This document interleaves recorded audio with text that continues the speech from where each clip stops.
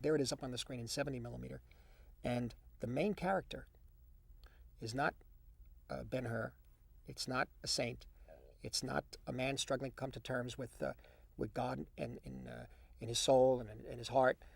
It's a character that really, in a way, comes out of a B movie, I think. A man who's really filled with a noir, in a way. He's filled with self-destruction and self-loathing, I think, you see.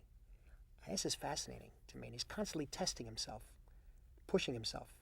Yeah, putting his finger on the flame is just one thing, but then going through the desert and going back out. What is he trying to prove? What is he fighting about himself?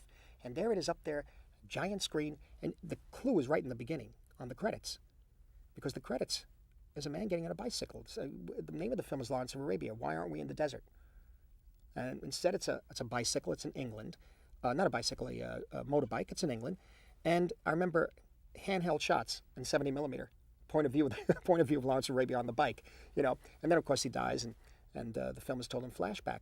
But it was the first film to play around with this very difficult character, a character that was very complex, a character that reminded me in an interesting way of the film version of Joseph Conrad's Outcast of the Islands by Carol Reed, Trevor Howard's character in that, who was just a screw-up, you know, a man who was just so self-destructive. Anybody who believed in him, sort of God the Father giving him, played by Ralph Richardson, giving him grace, and he always throws it back in his face, you know. He disgraces him, you know, and at one point, Ralph Richardson does tell him on the island, he says, "You are my disgrace."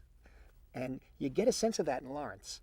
It's an odd film because it never seemed to be finished, the film. I can't tell you what the ending is. It seems to go on and on. He's in a Jeep, and he sees some of the camels go by, and he sort of wishes he was there, I guess, and that's the end. So in a funny way, whenever that film is always open to be viewed again and again, because there are so many scenes, it's kind of structureless in a way. And maybe that some people would say that that's a negative aspect of it. I don't know. Maybe that's a fault. I don't know. Maybe it's proven that way because when the restoration was finally made, David Lean was still putting in more scenes. He's claimed he had never really finished editing the film, you know, which is, believe me, that could happen.